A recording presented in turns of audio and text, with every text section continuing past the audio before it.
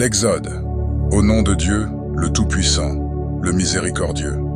Ce qui est dans les cieux et ce qui est sur la terre glorifie Dieu. Il est l'honorable, le sage. C'est lui qui a expulsé de leur demeure ceux parmi les gens du livre qui déniaient lors du premier rassemblement. Vous ne pensiez pas qu'ils partiraient, et eux pensaient que leur forteresse les protégerait contre Dieu. Mais Dieu est venu à eux par où ils ne l'attendaient pas, et a lancé l'effroi dans leur cœur. Il ruine leur maison de leurs propres mains et des mains des croyants. Tirez-en donc une leçon, ô vous qui êtes doués de clairvoyance. Si Dieu n'avait pas prescrit contre eux l'expatriation, il les aurait certainement châtiés ici-bas, et pour eux dans l'au-delà, le châtiment du feu. Il en est ainsi parce qu'ils se sont opposés à Dieu et à son messager. Quiconque s'oppose à Dieu, alors Dieu est sévère en punition.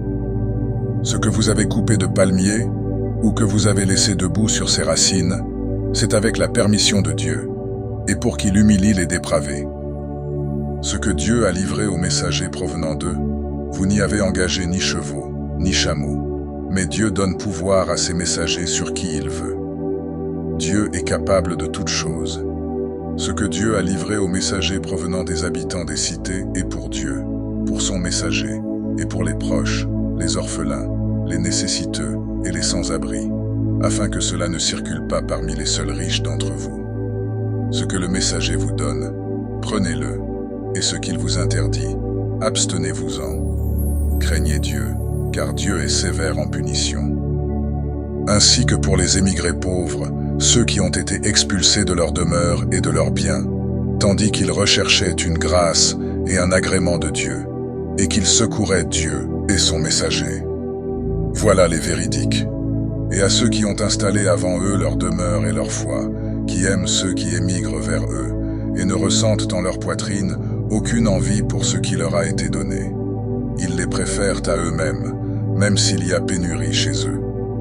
Quiconque protège son âme contre l'avarice, ceux-là sont ceux qui réussissent.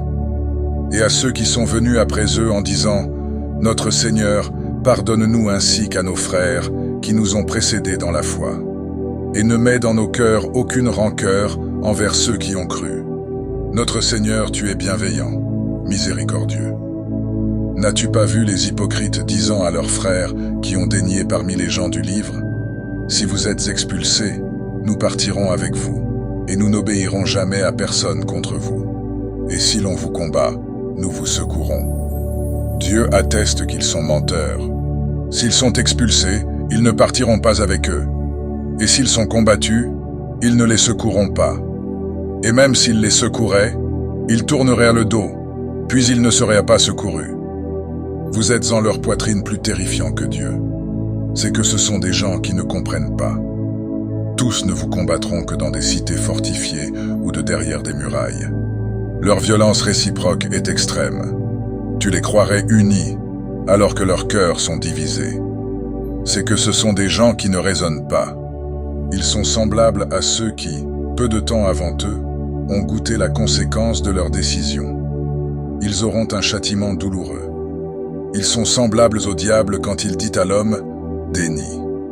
Puis quand il a dénié, il dit « Je me désolidarise de toi, car je crains Dieu, le Seigneur des mondes. » Leur fin à tous deux a été le feu, où ils demeureront éternellement. Telle est la rétribution des injustes. Ô vous qui avez cru, prémunissez-vous de Dieu. Que chaque personne considère ce qu'elle a avancé pour demain. Prémunissez-vous de Dieu, car Dieu est informé de ce que vous faites. Ne soyez pas comme ceux qui ont oublié Dieu. Il leur a fait alors oublier leur propre personne. Voilà les dépravés.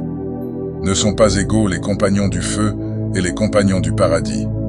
Les compagnons du paradis sont les triomphants. Si nous avions fait descendre ce Coran sur une montagne, tu l'aurais vu se faire humble et se fendre par crainte de Dieu. Ces allégories, nous les présentons aux gens afin qu'ils réfléchissent. C'est lui Dieu. Il n'y a de divinité que lui, l'informé de l'inconnaissable et de ce qui est manifeste. C'est lui le Tout-Puissant, le Miséricordieux. C'est lui Dieu. Il n'y a de divinité que lui, le souverain, le saint, la paix, le croyant, le prépondérant, l'honorable, le contraignant, celui qui se magnifie. Gloire à Dieu, au-dessus de ce qu'il lui associe. C'est lui Dieu, le Créateur, l'initiateur, le formateur. À lui les plus beaux noms. Ce qui est dans les cieux et la terre le glorifie. C'est lui l'honorable, le sage.